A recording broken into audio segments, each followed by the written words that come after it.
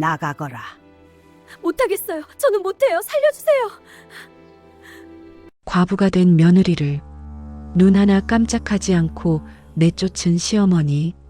그 선택엔 아무도 몰랐던 속내가 있었습니다. 본격적인 사연 시작 전 구독과 좋아요 부탁드립니다. 지금 어디서 듣고 계신지 댓글로 남겨주세요. 여러분께 버려진 곳에서 가장 귀한 것을 발견하시는 기적이 찾아오시길 바랍니다. 조선시대 어느 작은 고을의 이야기입니다. 그곳에서는 며느리가 장터에 나가는 걸 곱게 보지 않았어요. 집안의 체면이 깎인다고 했고 여자가 밖에서 장사를 한다는 건 집안이 망했다는 증거라고 여겼습니다. 더구나 남편 없는 며느리라면 더 말할 것도 없었습니다. 집안 망신이다. 먹고 살 길이 없으면 친정으로 가야지. 사람들은 늘 그렇게 말했어요. 그래서 정희는 장터 쪽으로 발걸음을 옮길 때마다 발보다 마음이 먼저 주저앉곤 했습니다. 부끄러움이 용기보다 컸고 세상의 시선이 배고픔보다 무거웠어요. 하지만 이 이야기는 그런 며느리가 어떻게 장터에 서게 되었는지, 그리고 그 과정에서 무엇을 잃고 무엇을 얻었는지에 대한 기록입니다. 정희는 25의 나이에 남편을 잃었습니다. 병이었어요. 갑자기 찾아온 열병에 남편은 보름도 버티지 못하고 세상을 떠났습니다. 장례를 치르고 나니 집에는 시어머니와 정희 단둘만 남았어요. 시어머니는 60을 넘긴 나이였지만 정정했습니다. 하지만 몸이 아픈 게 문제가 아니라 집안 살림이 문제였어요. 남편이 생전에 조금씩 모아두었던 쌀과 돈은 장례를 치르면서 거의 바닥이 났습니다. 살림은 빠듯했고 쌀독은 바닥이 보이기 시작했어요. 시어머니는 밤마다 장부를 넘기며 한숨을 쉬었습니다. 정희는 그 한숨 소리를 들으며 잠을 청했어요. 무엇을 해야 할지 알면서도 어떻게 해야 할지 몰라서 밤새 뒤척였습니다. 어느 날 아침 정희는 시어머니에게 조심스럽게 말을 꺼냈습니다. 어머님, 제가 장터에 나가볼까 합니다. 시어머니는 손을 멈추고 며느리를 바라봤어요. 며느리야, 내가 나갈 필요는 없다.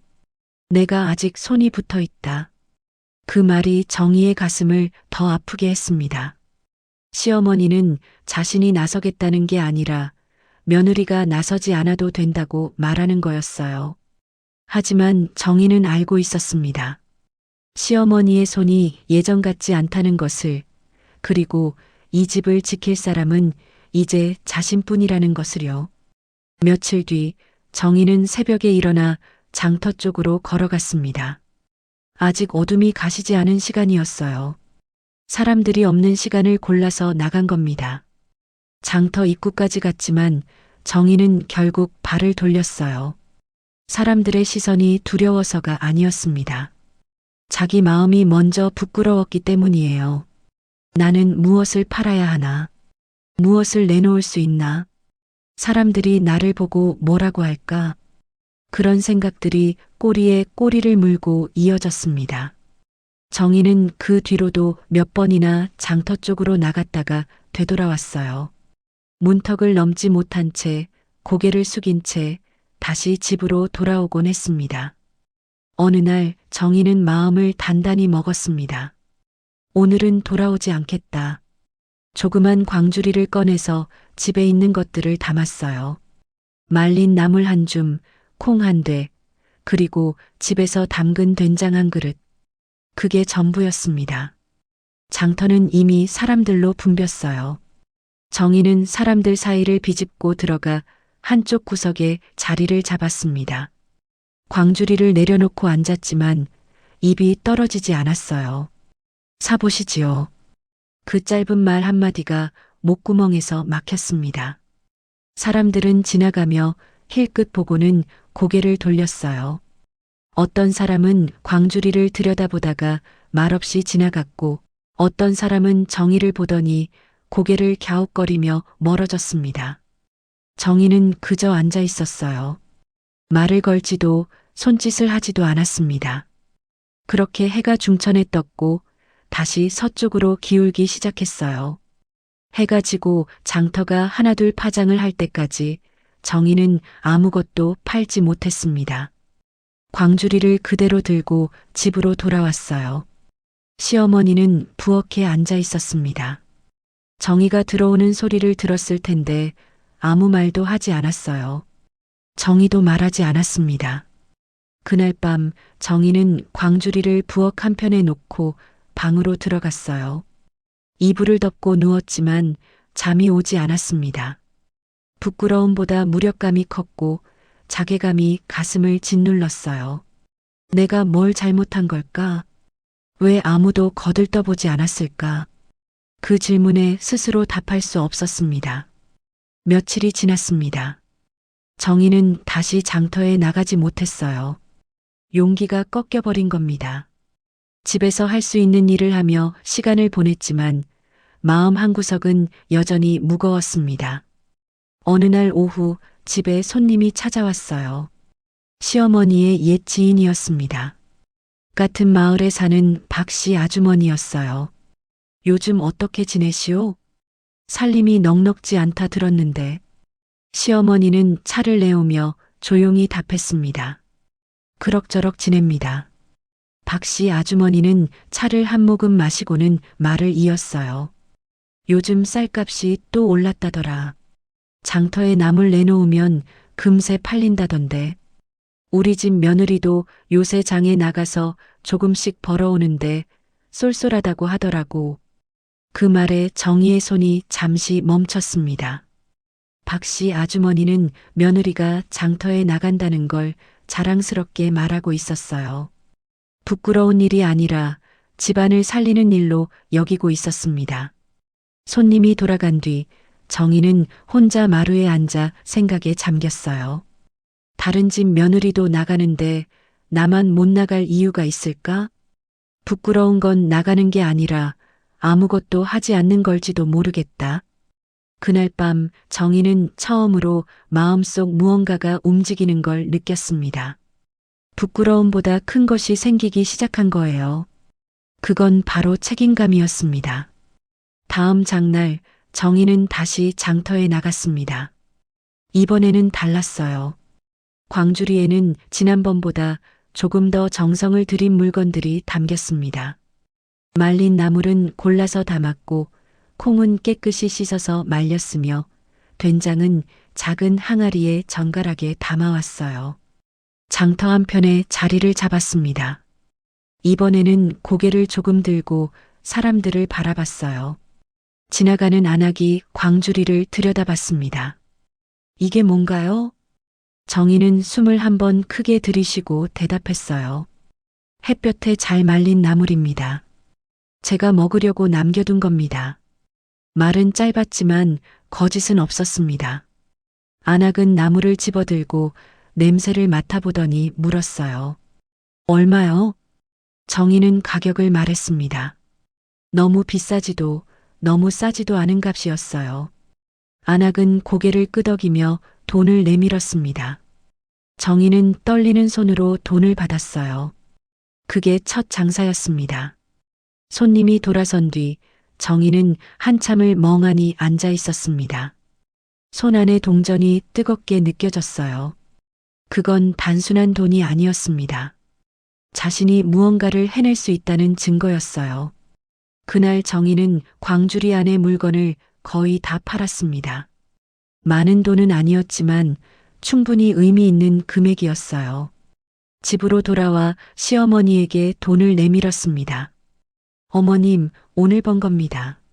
시어머니는 돈을 보며 잠시 말이 없었어요.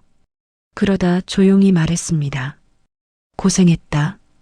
그 한마디에 정희의 눈가가 뜨거워졌습니다. 정희는 장이 서는 날마다 장터에 나갔어요. 처음에는 나물과 콩만 팔았지만 점차 파는 물건이 늘어났습니다. 집에서 담근 장 말린 생선, 손으로 꼰 새끼줄까지. 많지는 않았지만 하나하나 정성이 담겼어요. 정희의 장사에는 원칙이 있었습니다. 값을 깎지 않았어요. 처음 부른 값이 정당한 값이라고 생각했고 그 값에는 자신의 노동과 정성이 담겨 있다고 믿었습니다. 양을 속이지 않았어요.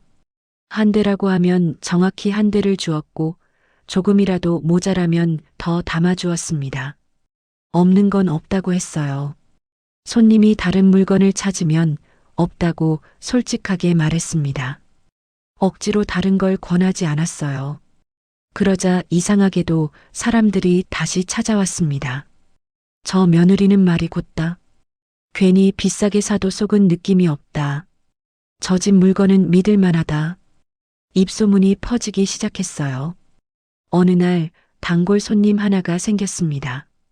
마을 반대편에 사는 김 씨 아주머니였어요. 그녀는 정희에게 물었습니다. 다음 장날에도 이 나물 있소? 있습니다. 미리 말씀해 주시면 더 준비해 오겠습니다. 김 씨 아주머니는 빙그레 웃으며 말했어요.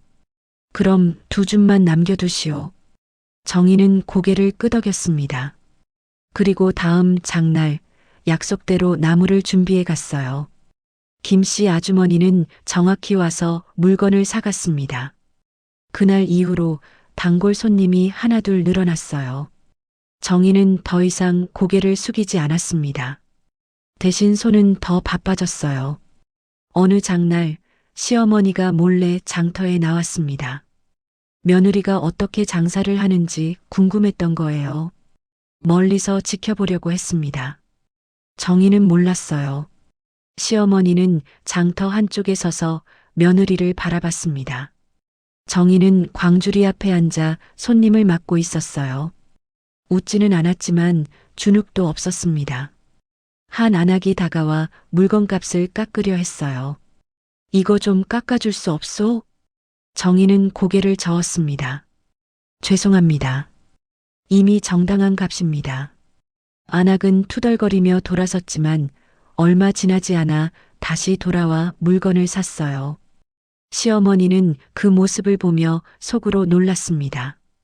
며느리가 흔들리지 않는 거예요. 값을 깎아달라는 손님 앞에서도 물건을 사지 않고 돌아서는 사람 앞에서도 정희는 자신의 원칙을 지키고 있었습니다. 광주리를 옮기는 손이 단단했고 사람을 대하는 눈이 흔들리지 않았어요. 시어머니는 그제야 깨달았습니다. 며느리가 장터에 나가는 건 단순히 돈을 벌기 위해서가 아니라는 것을요. 며느리는 자기 자신을 세우고 있었던 겁니다. 집으로 돌아와 시어머니는 며느리를 기다렸어요. 해가 기울 무렵 정희가 빈 광주리를 들고 돌아왔습니다. 어머님 다녀왔습니다. 시어머니는 며느리를 바라보며 말했습니다. 고생했다. 정희는 고개를 들어 시어머니를 봤어요. 시어머니의 눈에는 처음 보는 감정이 담겨 있었습니다. 그건 인정이었어요.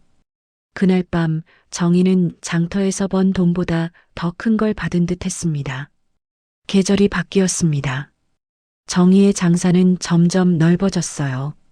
나물, 콩, 말린 생선, 집에서 빚은 장, 그리고 가끔은 손으로 짠 작은 주머니까지. 많지는 않았지만 꾸준했습니다. 사람들은 이제 정희를 부를 때 이렇게 말했어요. 정희네 며느리. 처음에는 그냥 저 며느리였는데 이제는 이름으로 불렸습니다. 그건 정희가 장터에서 자리를 잡았다는 뜻이었어요. 어느 날 정희에게 특별한 손님이 찾아왔습니다. 이웃 고을에서 온 보부상이었어요. 소문을 들었소. 이 마을에 믿을 만한 며느리가 장사를 한다고. 정희는 고개를 끄덕였습니다. 보부상은 정희의 물건들을 하나하나 살펴봤어요. 그리고는 말했습니다. 이거 전부 사겠소? 다음에도 같은 물건을 준비해 둘 수 있소? 정희는 잠시 생각했습니다. 한 번에 많은 양을 파는 건 좋지만 약속을 지킬 수 있을지 확신이 서지 않았어요. 시간을 주십시오. 준비할 수 있는지 확인하고 답하겠습니다. 보부상은 정희의 대답에 오히려 더 만족스러워 했어요. 좋소. 그런 사람이라면 믿을 수 있소. 며칠 뒤 정희는 시어머니와 의논했습니다. 시어머니는 고개를 끄덕이며 말했어요. 해보거라. 내가 돕겠다. 그렇게 정희와 시어머니는 함께 일하기 시작했습니다. 나무를 말리고 장을 담그고 물건을 정리하는 일을 둘이서 나눠서 했어요. 보부상과의 거래는 성공적이었습니다. 정희는 약속한 물건을 제때 준비했고 보부상은 정확한 값을 치렀어요. 그 인연은 오래 이어졌습니다. 사람들은 이제 이렇게 말했어요. 그 집은 며느리가 살림을 일으켰다. 정희는 더 이상 장터에 나가는 걸 부끄러워하지 않았습니다. 그건 먹고 사는 일이었고 집을 지키는 일이었기 때문이에요. 시간이 더 흘렀습니다. 정희의 살림은 조금씩 나아졌어요. 쌀독에는 다시 쌀이 차기 시작했고 장독대에는 새로운 항아리들이 늘어섰습니다. 하지만 정희는 장사를 멈추지 않았어요. 이제는 필요에 의해서가 아니라 그게 자신의 일이 되었기 때문입니다. 정희의 손은 끊임없이 움직였어요. 나무를 다듬고 콩을 볶고 생선을 말리고 장을 담갔습니다. 그 모든 과정에 정성이 담겼어요. 어느 날 단골 손님 중 한 명이 물었습니다. 정희네 며느리, 비결이 뭐요? 왜 당신 물건은 다른 곳보다 나은가? 정희는 잠시 생각하다 대답했어요. 비결은 없습니다. 다만 제가 먹을 것처럼 만듭니다. 그 말에 손님은 고개를 끄덕였습니다. 정희의 장사는 단순히 물건을 파는 게 아니었어요. 자신의 삶을 파는 거였습니다. 그 삶에는 정직함이 있었고 정성이 있었으며 책임감이 있었어요. 세월이 흘러 정희는 30을 넘겼습니다. 여전히 홀몸이었지만 이제는 그게 불행으로 느껴지지 않았어요. 자신의 삶을 스스로 일으켰다는 자부심이 있었습니다. 장터도 조금씩 변했어요. 새로운 상인들이 들어왔고 새로운 물건들이 생겼습니다. 하지만 정희의 자리는 여전히 그 자리였어요. 어느 날 젊은 며느리 하나가 정희를 찾아왔습니다. 저도 장사를 해보려고 하는데 어떻게 시작해야 할지 모르겠습니다. 정희는 그 며느리를 보며 예전의 자신이 떠올랐어요. 망설이고 부끄러워하고 용기를 내지 못했던 자신의 모습이요. 무엇을 팔고 싶으신가요? 집에서 담근 김치를 팔까 합니다. 정희는 고개를 끄덕였습니다. 그럼 그걸 가져오세요. 제 옆에 앉아도 좋습니다. 젊은 며느리는 고마워하며 다음 장날에 찾아왔어요. 정희는 그 며느리에게 자리를 내주고 옆에서 조용히 지켜봤습니다. 처음에는 아무도 사지 않았어요. 젊은 며느리는 점점 기가 죽어갔습니다. 정희는 그때 말했어요. 첫날에 팔릴 거라 기대하지 마세요. 중요한 건 오늘 여기 섰다는 겁니다. 그 말에 젊은 며느리는 고개를 들었어요. 정희는 계속 말했습니다. 내일도 오세요. 모레도 오세요. 그러다 보면 사람들이 알게 됩니다. 당신이 여기 있다는 것을요. 젊은 며느리는 눈물을 글썽이며 고개를 끄덕였습니다. 그날 이후로 젊은 며느리는 꾸준히 나왔어요. 정희의 말대로 사람들이 하나둘 사기 시작했고 몇 달 뒤에는 단골 손님이 생겼습니다. 정희는 그 모습을 보며 흐뭇해했어요. 자신이 걸었던 길을 누군가 다시 걷고 있는 모습이 기특했습니다. 몇 년이 더 흘렀습니다. 시어머니는 이제 7순을 넘겼어요. 몸은 예전만 못했지만 마음은 여전히 건강했습니다. 정희와 함께 살면서 시어머니는 행복했어요. 어느 날 저녁 두 사람은 마루에 앉아 달을 보고 있었습니다. 시어머니가 먼저 말을 꺼냈어요. 며느리야. 예, 어머님. 고맙다. 정희는 시어머니를 바라봤습니다. 제가 뭘 그렇게... 내가 이 집을 일으켰다. 시어머니의 목소리에는 진심이 담겨 있었어요. 내가 못한 걸 내가 해냈다. 내가 아니었으면 이 집은 진작 무너졌을 거다. 정희는 고개를 저었습니다. 아닙니다, 어머님. 어머님이 계셨기에 제가 할 수 있었습니다. 두 사람은 잠시 말없이 달을 바라봤어요. 훗날 사람들은 이 집에 대해 이렇게 말했습니다. 그 집은 운이 좋아서 일어난 게 아니다. 며느리가 먼저 섰기 때문에 집도 섰다. 그로부터 또 몇 년이 지났습니다. 정희는 이제 마흔을 바라보는 나이가 되었어요. 여전히 장터에 나갔고 여전히 물건을 팔았습니다. 어느 날 이웃 고을에서 온 양반 하나가 정희를 찾아왔습니다. 소문을 들었습니다. 이 고을에 훌륭한 며느리가 있다고. 정희는 고개를 숙였어요. 과찬이십니다. 양반은 계속 말했습니다. 당신의 이야기를 기록하고 싶습니다. 후세 사람들이 알아야 할 이야기라고 생각합니다. 정희는 난처해했어요. 제 이야기는 특별한 게 없습니다. 그저 살아낸 것뿐입니다. 양반은 고개를 저었습니다. 그게 특별한 겁니다. 살아내는 것이 가장 어려운 일이니까요. 정희는 그 말을 듣고 잠시 생각에 잠겼어요. 자신이 지나온 날들이 주마등처럼 스쳐 지나갔습니다.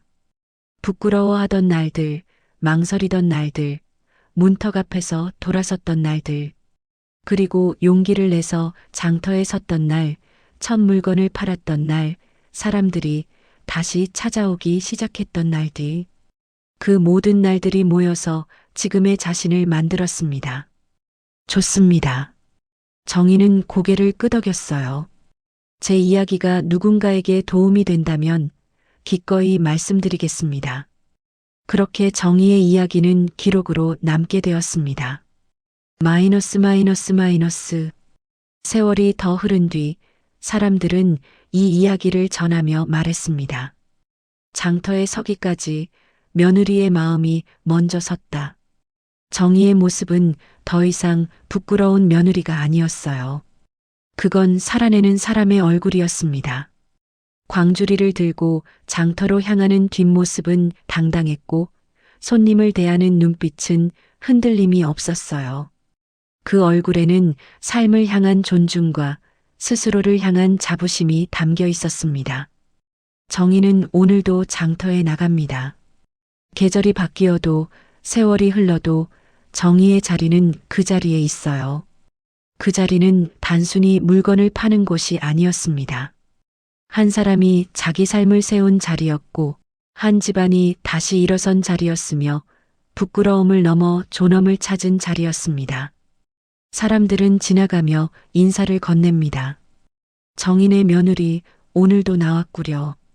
정희는 고개를 끄덕이며 답해요. 그렇습니다.